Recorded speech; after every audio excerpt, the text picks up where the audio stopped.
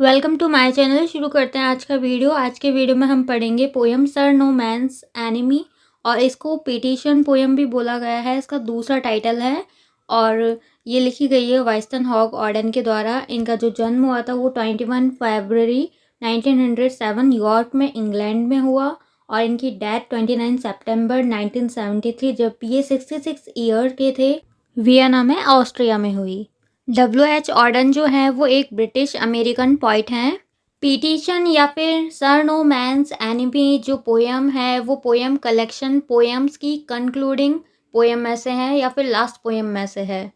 ये जो पिटिशन या फिर याचना है वो एड्रेस कर रहा है पोइट गॉड के सामने। ये जो संबोधन है उन्हीं के लिए है, उनके सामने ही वो अपनी पिटिशन को रख रहा है। पोयम में की गई पिटिशन या फिर याचना में साइकोलॉजिकल और सोशियोलॉजिकल दोनों ही बेसिस को दिखाया गया है। इसके साथ ही यह सोशल एंड पॉलिटिकल के साथ साथ कंटेम्प्रेरी लाइफ की बुराइयों के प्रति भी साइकोलॉजिकल सॉल्यूशन देती है। तो अब देख लेते हैं पोयम का line by line analysis. Sir no man's enemy forgiving all but will his negative inversion be prodigal. यहाँ पॉइट गॉड को सर कह रहा है, जैसे एक स्कूल के बच्चे के द्वारा टीचर को एड्रेस या संबोधित किया जाता है, सेम वैसे ही पॉइट कहता है कि जो गॉड है वो किसी मानव का शत्रु नहीं है, बल्कि वह तो लव गॉड है, प्रेम का देवता है, सभी का मित्र है, अच्छा सोचने वाला है, सभी के गुनाहों को माफ़ करता है। फिर भी एक पाप ऐसा है जिसको ईश्वर माफ़ नहीं करता, उसकी अनदेखी नहीं करता है। वह है ईश्वर की विश को या इच्छा को नकारना या इग्नोर करना या फिर अवहेलना करना।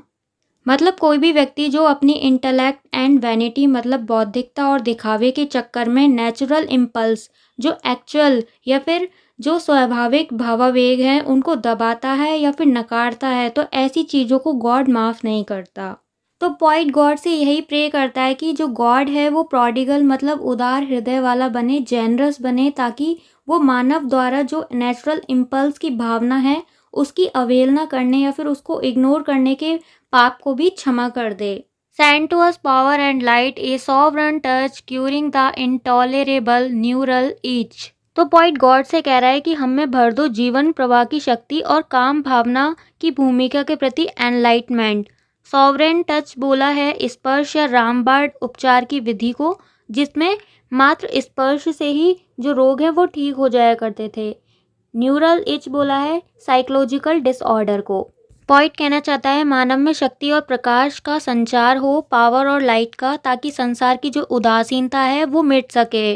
वो गॉड से प्रेजेंट टाइम में एग्जिस्ट करने वाली बुराइयां या बीमारियां जैसे कि इंटॉलरेबल न्यूरल इच है, एक साइकोलॉजिकल डिसऑर्डर है, असहनीय स्नायु शिथिलता, तो इन चीज़ों पर जो गॉड का जीवनदायी स्पर्श है उसको करने के लिए प्रार्थना करता है, जिसे सॉवरन टच भी बोला है। उसके अनुसार आधुनिक संसार में जो बुरी बीमारियां हैं और बुराई से जो ग्रस्त हैं लोग, उनका ट्रीटमेंट गॉड के सॉवरन टच से ही हो सकता है। अब देखते हैं नेक्स्ट लाइंस को, जिसमें उसने बीमारियों के नाम बताए हैं जो कि सॉवरन टच से ठीक हो सकती हैं।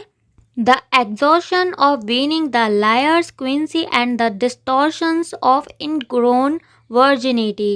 एग्जॉशन ऑफ वीनिंग का मतलब है फिजिकल फैटिग्यू, जिसको शारीरिक शीतलता या थकान भी बोलते हैं, जो कि तब उत्पन्न होती है जब एक बच्चे को माँ का दूध नहीं मिल पाता है।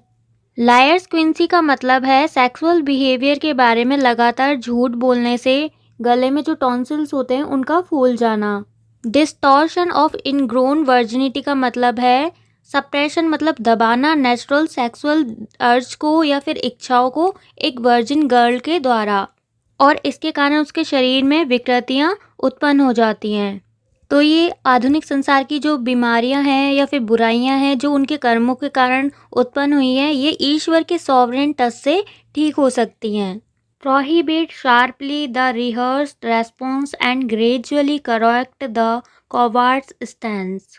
प्रोहिबिट का मतलब होता है किसी चीज़ को रोकना, रिहर्स का मतलब होता है अभ्यास, और स्टैंस का मतलब होता है रवैया। पॉइंट गॉड से कहता है कि वो चेक करे ह्यूमन या मनुष्य में जो डेलिबरेटली जानबूझकर कल्टीवेटेड बिहेवियर है, विकसित किया गया है एक व्यवहार जो कि संबंधित है रिगार्डिंग है सप्रेशन ऑफ सेक्सुअल इम्पल्स से। तो गॉड जो है वो ऐसी चीज़ों को रोके और इनके रिहर्स मतलब दोहराव को भी रोके, और लाइफ में जो व्यक्ति का कॉवार्ड स्टैंस है, कायरतापूर्ण जो रवैया है, उसको ठीक करने के लिए कहता है। Cover in time with beams those in retreat that spotted they turn दो द रिवर्स वर ग्रेट। वो ईश्वर से मानव पर लाइट या फिर प्रकाश की किरणों की बौछार करने के लिए कहता है, ताकि जो लाइट है उसके पैशन या फिर भावावेग को अफेक्ट कर सके। मतलब ये है कि जो मनुष्य है वो सामान्य जीवन की मुख्य धारा को समझे, मेन स्ट्रीम है जो नॉर्मल लाइफ का उसको समझे, और मनोवैज्ञानिक अंतर्बाधाएं जो आती हैं, साइकोलॉजिकल प्रोब जो हैं, उनके आ जाने से उसकी जो रिट्रेट की भावना है, वापस लौट जाने की भावना, तो उससे रोके उसे। और अगर वो वापस लौट भी जाते हैं तो उन पर प्रकाश की किरणों को डालकर उन्हें सामान्य जीवन में लेकर आएं।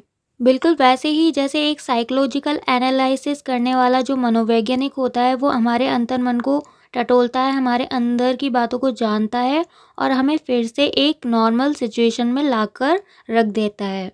तो इसी तरीके की जो प्रेयर्स हैं वो गॉड से करता है। Publish each healer that in city lives और country horses at the end of tribes. Publish का मतलब है जन जन तक, मतलब आम लोगों तक संदेश पहुंचाना, और ईच हीलर से मतलब है मनोवैज्ञानिक रोग का निवारक। ऑडेन जो है वो संसार की जो बुराइयां हैं या फिर कुरीतियां हैं उनको ठीक करने के लिए केवल साइकोलॉजिकल वे जो है, मनोवैज्ञानिक जो तरीका है, उसको इनसफिशिएंट या फिर अपर्याप्त मानता है। और ईच हीलर मतलब आस्था उपचार की तरफ केंद्रित होता है या फिर उसमें विश्वास रखता है। ईश्वर को बोलता है कि क्राइस्ट की तरह भूमिका अदा करे, चाहे लोग शहरों में रहते हो या फिर देहात में। एंड ऑफ ड्राइव का मतलब होता है सड़क का अंतिम छोर या फिर देहात। तो ऐसी जगह जहाँ पर गांव हो या फिर शहर हो, लोगों का सही प्रकार से मार्गदर्शन करें। Harrow the house of the dead look shining at new styles of architecture a change of heart.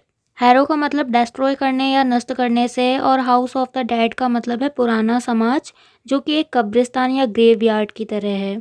तो पॉइंट का ईश्वर से कहना ये है कि पुराने सामाजिक ढांचे को, हाउस ऑफ द डेड को डिस्ट्रॉय करे या फिर उखाड़ कर फेंक दे।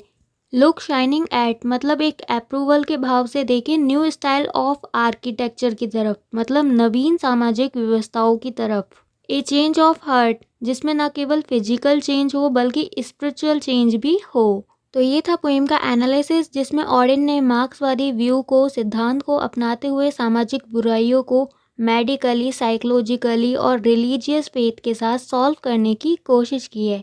So thanks for watching my video.